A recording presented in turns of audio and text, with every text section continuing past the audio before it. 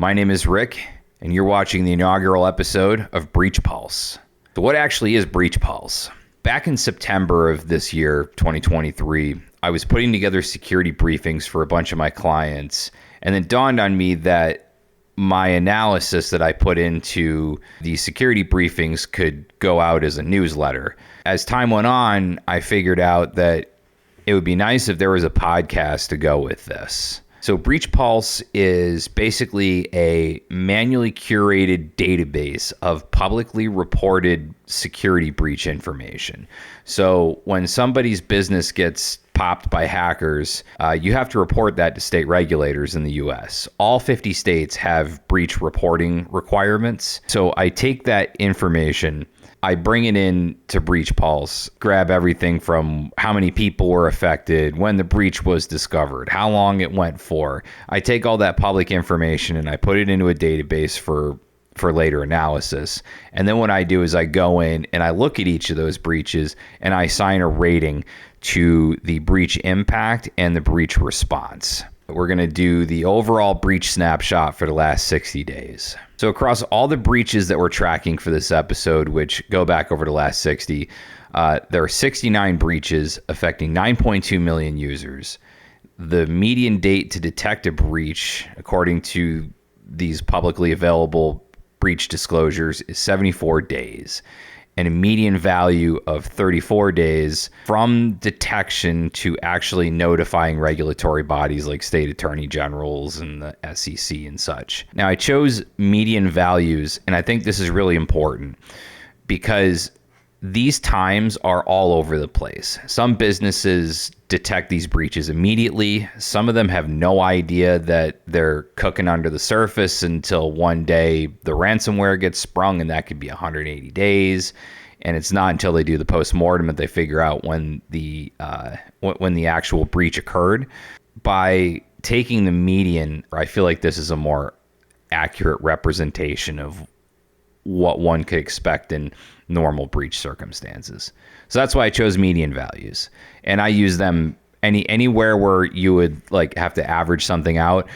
I just use the median values. It makes the most sense.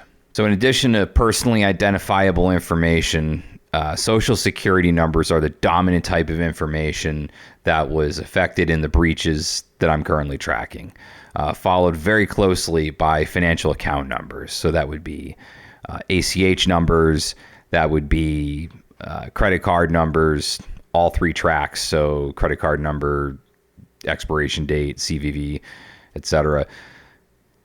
And the most dominant attribute of those breaches is ransomware. So 60% of those breaches that we're tracking have ransomware involvement.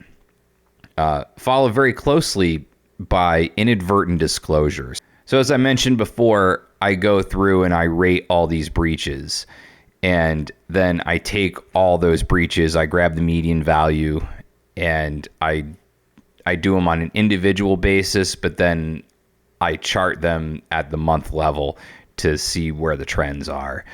So of all the security breaches that we have scored to date, there's a gradual but non-zero downward trend of breach impact score and a corresponding upward trend in breach response scores. You can kind of see the trend line there on the chart. But for those who are listening to this podcast on Spotify, I'll describe it here. So the breach impact score chart on the top, we have, we'll read the number here. So the median score of all the breaches that I rated for that month are 56. The highest score you could have, like a meteor hit the earth, would be a 100. That would be the absolute worst possible breach that you could have. And then we have 0 at the bottom, which is you didn't have a breach at all. So 56 is kind of in the middle. It's definitely the middle value for sure.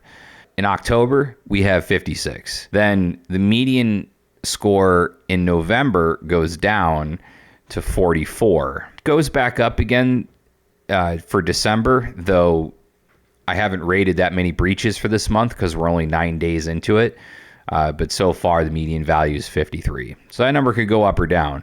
But right now, as of today, we're seeing a gradual downward trend of breach impact score. The chart below that is the median response score, and that is trending upward. That's good because that means that response is getting better over time. So in October, we're seeing a median response score of 28. Then in November, it goes up quite a bit. It goes up to 50. So right down the middle. And in December, it drops back down to 33. And if you look at these two charts, you can see they're like almost an inverse of one another. So in ideal circumstances, these two trend lines would converge or cross over. I think things are trending in a good way. I think that people are becoming more aware of how to handle data security breaches. I have some hypotheses. So breach response is getting better as organizations adapt to the current threat landscape. But I think what isn't talked about nearly as much is what Jen Easterly is doing over at CISA. Her vision for dealing with security, she's taking a very different approach in terms of like the messaging itself. She's making a big push for storytelling because our minds, when we learn stuff better through stories than we do through rote fact memorization. That in and of itself makes cybersecurity a lot more accessible to people that don't really have a background in this stuff. Got a lot of like free tools and resources that are, geared to both IT professionals and people that don't really have much IT background, but they still have tech running in their company. So I think that's contributing to the rise in median response score. The other hypothesis that I have is that vendors in the IT space are pushing out patches a lot faster because of methodologies like DevOps and continuous delivery. It's essentially a methodology that brings all the aspects of your organization that touch technology, and it brings them closer together. There's a huge emphasis on process and procedure and automating as much as you can. And people that are good practitioners of the DevOps methodology from a technological perspective tend to do very well. I think that's coming together, and it's allowing vendors to crank out patches a lot quicker because they can go and write code and click a couple buttons and boom, it's deployed to production. The last thing that also factors into this, and that would be regulatory actions.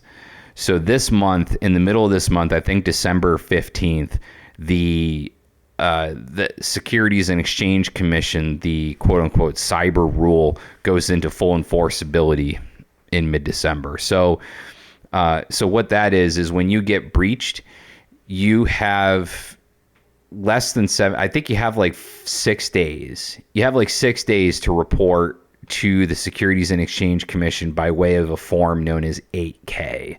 So you have to file an 8K very quickly after you figure out that you've been breached, because that goes out to investors and people that are holding your stock. So that's really important, and that's definitely going to, I think, drive quicker response. Hopefully, as a result, that also brings down the impact score. So that's the breach snapshot for the last 60 days. So now let's get into the individual breach scorecards. So I picked 3 businesses from my breach research that I wanted to talk about, what happened and what the scores worked out to be. So the first one that I chose was Henry Schein. For those who are not familiar, Henry Schein is in the healthcare manufacturing space. Particularly, they make dental stuff. So like that little picky thing that they use to, get scum out from between your teeth, or, the drill bits that they use for excavating a tooth to, do fillings and whatnot. Like Henry Schein makes all that stuff. They're like the supplier for dental things. So they had a breach recently that was just reported within the last couple of days. There's 29,000 affected users. It took them 17 days to figure out that they were breached. And then from the time they were breached to the time that they concluded their investigation and reported to the state of Maine was 53 days. The information that was acquired in this breach was driver's license, personally identifiable information, so name, address, phone number, email address, whatever, protected health information, and social security number. So what it looks like based on the disclosure letter that they sent out to people that were affected by the breach, and from what I was able to read in the Attorney General's filing for the state of Maine, it looks to me like some sort of HR system might have been breached. To that end, let's actually look at the score. So the way that the scoring works is that you have a total impact and a total response score. But what I do is I normalize those down to like 0 to 100. I have a formula that I run for this, and it makes it a little bit more approachable because we think in whole numbers, and 100 is a much easier number to conceptualize a scale for. Because 150 or 140, it's like, okay, what does that mean? Is that out of 200? What is that? So the normalized impact score was 50 because the sensitivity of the data, which is the highest it could be at 40, the sensitivity of the data is basically everything. You don't want that data kicking around out there. But their duration of exposure was sort of in the middle of the road. It didn't take much to remediate this. This was probably run-of-the-mill ransomware. I couldn't tell based on the filing, so I'm going to keep my eyes on this one, and I'll update accordingly if I figure out what it actually was. But the ability to remediate this stuff, especially if you're a large organization, you've probably got backups. You've probably got a team of people that can help guide you through the remediation process. They actually engaged an outside firm, so that definitely helped in their ability to remediate. Regulatory impact is minimal. There's a possibility, there's a non-zero chance that they could have to pay a fine or restitution of some sort, and the reputational damage is very low. Henry Schein is not really a household name. And I think that because people are so jaded with what's going on out there in the cybersecurity world, I don't think their reputation is really going to suffer. And their response score is at a 38. It took them a little while to detect that they actually had that they had an active compromise.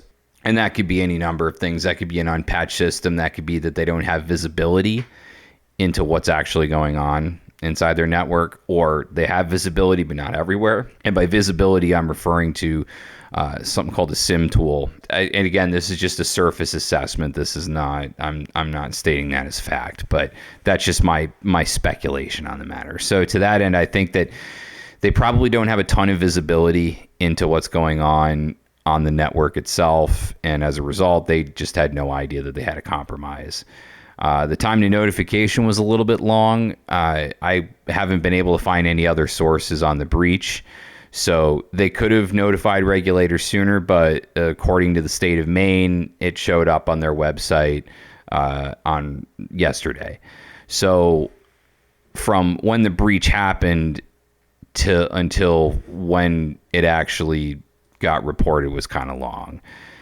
So, okay, here we go. The breach discovery date was on October 14th, but the breach report date to the state of Maine was not until December 6th. But these things take a while because you have to go there, you have to go through and you have to take an inventory of the users that were compromised, and you have to look at all these different factors before you can actually put these things together and send it out. And a lot of the cybersecurity response, or a lot of the a lot of the incident response teams, they're busy. It takes them a while to analyze it because they're also doing this for, several other large clients that got breached. So, but they did engage an outside cybersecurity firm. I don't know who it was, but they just mentioned in their disclosure that they grabbed a top firm. So I would imagine they probably grabbed like a CrowdStrike or somebody like that. They also worked with an attorney to handle all this as well. So there was good outside collaboration. They did mention in their disclosure letter that there would, that they made some changes and that they're going to be making further changes to, secure everything after the fact. So all in all, not the best response, but I think that they did pretty okay. So I rated them at a 38. The next breach I want to talk about is the Red Roof Inns. For those who are not from the States, Red Roof Inn is like a chain of like hotels and motels. Their breach, which was reported on December 8th, so yesterday, the breach itself was discovered in September. It was a pretty sizable breach. It was 27,000 people got breached. But this one, detection was really quick. They figured out within 48 hours that they had that something was going on and they had to deal with it. So that's going to bode really well for their response score. And then from the time that they discovered that they had an active compromise to when they reported to, in this case, the state of Maine, again, was 76 days. The information that was taken, according to what I was able to find, was financial account number in addition to personally identifiable information. And this was a ransomware attack. Most attacks that you're going to read about on the internet are probably mostly ransomware. We all remember MGM. We remember Caesars. Those are the real big ones that happened this year. Ransomware is just the ransomware gangs are really good at what they do, and it's reasonably trivial to write an encryptor and to deploy your ransomware payload. So that's like the dominant. I mean, we go back to the statistics. The overview, the snapshot from the beginning of this episode. The ransomware is absolutely going to be like the dominant thing in a lot of these breaches that we look at. But essentially they go in, they encrypted the data, and then they told Red Roof Inns, like, pay us this, or we release the data or make it completely inaccessible. And the impact it's bad because you had financial account information out there. But credit card breaches have happened so much that it's just something that businesses that take payment card info, like, they know how to deal with this stuff. The impact itself, the severity of the information that found itself out on the internet, it's not the worst thing in the world. New credit cards can get issued pretty quickly. The breadth of the impact was reasonably high because it was a large number of people. So more than 10,000 people were affected. So that's a pretty respectable breadth of impact. The duration of exposure was really low, which is great. The regulatory impact is pretty low because, again, they were right on top of it, and they reported the issue to law enforcement pretty quickly, according to their disclosure letter. And the reputation damage is going to be it's going to be on the low side because people are so fatigued. They're not going to be like, my credit card info got stolen, I'm never going to stay in another Red Roof Inn again. I feel like there might be a couple of people that say that, but I think overall it's just, oh, look, there's a Red Roof Inn. I can stay there on this road trip.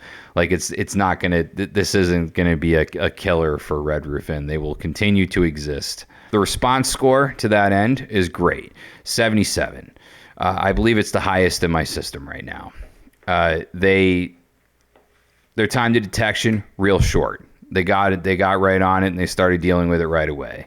The time notification, a little bit on the high side, but they they got to go in and take this inventory before they can like file and report this stuff to the state regulators. Scope of communication was really great. I was reading their letter and they were pretty open about what actually happened. And they did make mention that it was indeed ransomware. Some of these letters, you read them and you have to kind of read between the lines based on the language they use, because you're never too sure what actually happened. They just say a cybersecurity incident occurred on this date, and we actively contained the infection and did this and did that and da-da-da-da-da, and we notified law enforcement and engaged a top-tier incident response firm. So some of those, like, you can kind of guess what it was, but most of the time you can't. And I feel like that's by design.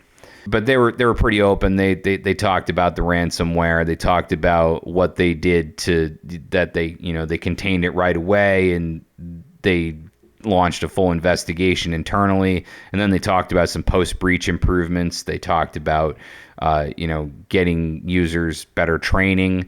So they didn't say phishing directly, but I feel like that's probably how the ransomware found its way in. Especially when they mentioned that they wanted to bone up on training their end users. That says to me that there was probably some phishing, and that's how it got in. So and then external collaboration was great. They worked with the FBI. They worked with some kind of top tier cybersecurity firm. Good on you guys. You guys did pretty great. This next one I wanted to talk about because, like I mentioned before, like you have to put a database like this together, you're reading through a lot of disclosure documents, and this one was one of the more frustrating ones to read through because, again, there's a lot of reading between the lines, and you really have to be careful because you might get misleading information, which is exactly what happened here. This one's Americold Logistics. Americold Logistics is one of the largest, or they're definitely amongst the largest cold storage facilities in the U.S. And they also, I think, do transportation and logistics. They're also publicly traded, which we'll talk about here. I always start my research with the state of Maine. I'll go through their website. I'll look for new breaches, catalog them accordingly, and I read about each and every one of them. So this one, I was reading about it, and I noticed like the data breach was, or the date the breach was discovered was in November. So I thought this was a reasonably fresh breach. But then when I looked into it a little bit more, I realized that this actually was not. It happened back in April, and when I went looking for, I almost just cataloged it as is, and then when I went and I clicked on the, if you go down here and you look and you see this little link down here, copy of notice to affected Maine residents, I clicked on that, and I had some trouble. I couldn't read the attached PDF. I'll show you that here shortly. So then I was like, well, I got to go Googling around. So I went and I looked for additional sources on the breach, and I found this 8K filing at the SEC. And on the 8K, it says on April 26th, they became aware that, that there was an active cybersecurity incident. And that was reported to the SEC on May 1st of this year. So then I went and I looked back at the disclosure that they filed with the state of Maine, and it says that the breach was discovered in November. And there's a bit of a difference between November and April. So there's a very serious delta between those two dates. So I took that into account when I did the rating for this one.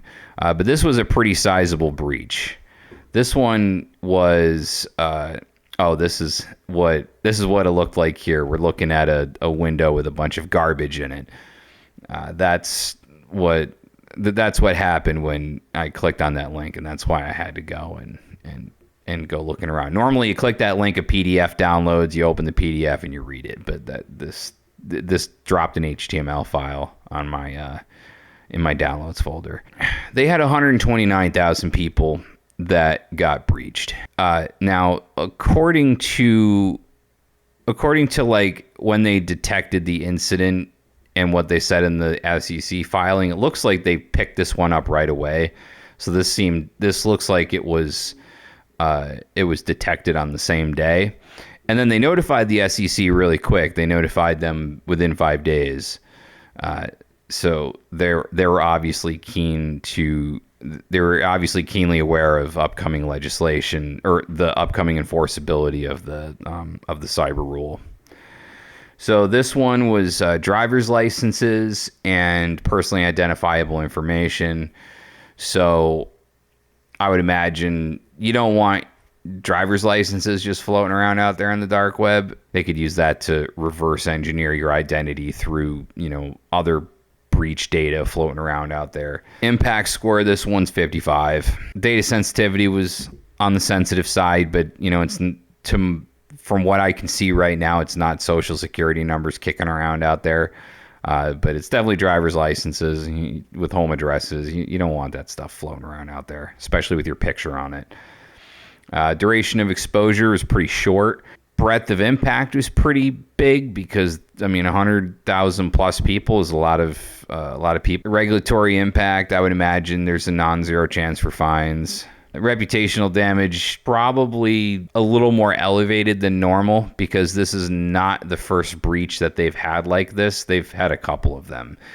So I feel like the reputation amongst consumers, not really so much, but definitely amongst investors. And I feel like investors will be like, yeah, they might, it's not going to trigger a sell off of their stock, but I feel like, people might slowly divest just to get away from some of the exposure that would be, that's going to come from this.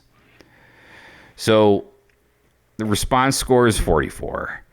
So again, time to detection was quick. Time to notification was also quick. But the scope of the communications was really messy. And I had to go through multiple forms to figure out kind of sort of what happened. And even then, they were extremely vague. They didn't mention anything about post-breach improvements, but they did engage an outside firm to do the cleanup and remediation. So I think to that end, I think that if they were a little more clear and open, this could have been the score could have been better.